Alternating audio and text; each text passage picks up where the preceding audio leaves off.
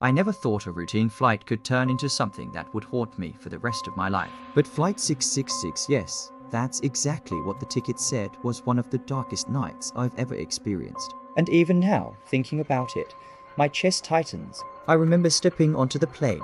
The cabin lights were dimmed, a soft hum of the engines vibrating under my feet. It was late way past midnight, and the air smelled strangely sweet, almost burnt sugar mixed with antiseptic. I thought it was just nerves or exhaustion, but then I noticed the subtle draft in the aisle, and the shadows on the ceiling seemed too long, stretching unnaturally toward the back. I shivered. I found my seat near the middle of the plane. Most of the passengers were quiet, half asleep, staring blankly at the flickering screens or out the windows at the dark night. I always prefer the aisle, just in case, but tonight, I felt like I was being watched, not by the other passengers, but by something else. Something I couldn't see clearly. As soon as we took off, I felt it a subtle vibration, almost like the floor itself was alive. I tried to shake it off, focusing on the dull roar of the engines. But then I caught a glimpse of a figure in the window reflection. A shadow, just a fleeting, dark shape crouched near the back exit. I blinked, and it was gone. I told myself it was fatigue. I wanted to believe it. But small things kept happening. The hum of the engine seemed to warp, stretching into a low, unsettling tone. I heard faint tapping behind me, soft and deliberate, like fingers drumming on the seatback. I turned, but no one was there. The cabin lights flickered again. For a moment, the entire plane went black, and when the lights returned, the shadow was closer, a little more defined. Its edges shifted, never solid, like smoke shaped into a figure. I tried to speak. "Excuse me, is anyone else?" My voice caught in my throat. No one reacted. The flight attendants walked by with the same calm, professional expression. I felt ridiculous, panicked for no reason, but deep inside, my gut screamed that I was not imagining this. About an hour into the flight, the atmosphere thickened. Time felt strange. Minutes stretched unnaturally. The air grew colder. A faint, sickly sweet smell filled the cabin, heavier than before. Curling into my nose and throat, I started noticing subtle movements, shadows that didn't belong to anyone, reflections in the windows that didn't match the seats across the aisle. Then I heard it, a soft whisper, almost a hiss. I couldn't make out the words. My heart raced, pounding so hard I thought it would burst through my chest. Every passenger seemed frozen, yet I felt their eyes empty, like something had passed through them, left them hollow. And then, the first real peak of fear. A muffled scream erupted from the very back of the plane.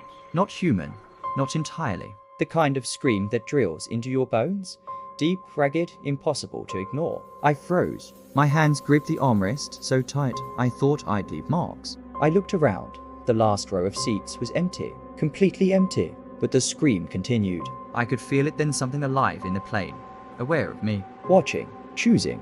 I wanted to escape, but the aisle seemed to stretch endlessly. My mind screamed that logic didn't apply here. The intercom crackled. Not the captain, not a calm voice. A distorted whisper repeated one word.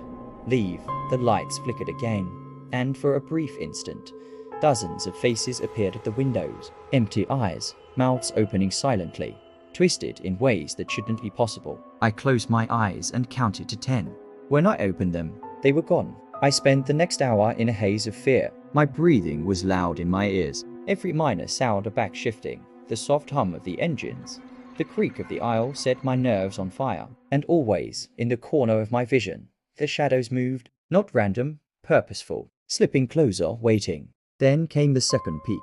The lights went out completely. Darkness that was thick, almost tangible. I felt movement behind me. A chill ran over my skin. Something or someone had taken the seat behind me. A cold hand brushed my shoulder, just for a second. But it froze my blood. I screamed, flailing, and when the lights returned, the aisle was empty. Perfectly normal. By now, I was desperate. My phone was useless. The screen showed only me, smiling. Not the terrified me, but calm, patient, waiting. And then I realized, behind me in the reflection, the shadow leaned closer, whispering, "Welcome aboard." The plane itself began to change. The walls stretched, the seats warped. Windows reflected corridors I had never seen. Rooms peeling with old wallpaper, doors ajar that shouldn't exist. I wasn't just on a plane anymore. The plane had become a living, breathing entity, folding space around me. The screams, shadows, cold touches, they were all around, circling, feeding on my fear. I ran. I don't know where, down the aisle, through walls that weren't walls, the cabin reshaping itself. the hum of engines echoing in impossible directions. Time had no meaning. Every turn, every breath, I felt myself slipping further from reality. And then silence. I woke up on the tarmac at sunrise. Flight 666 was empty. Engines cold, not a single passenger, not a crew member in sight. My ticket stub fluttered on the ground, the number 666 glaring at me in the morning light. I left trembling, screaming inside, knowing I had survived, but unsure if survival was the right word. Even now, late at night, I can hear it, the faint hum of engines, and when I pass a window, sometimes I see that smile again. Patient, waiting, silent. Flight 600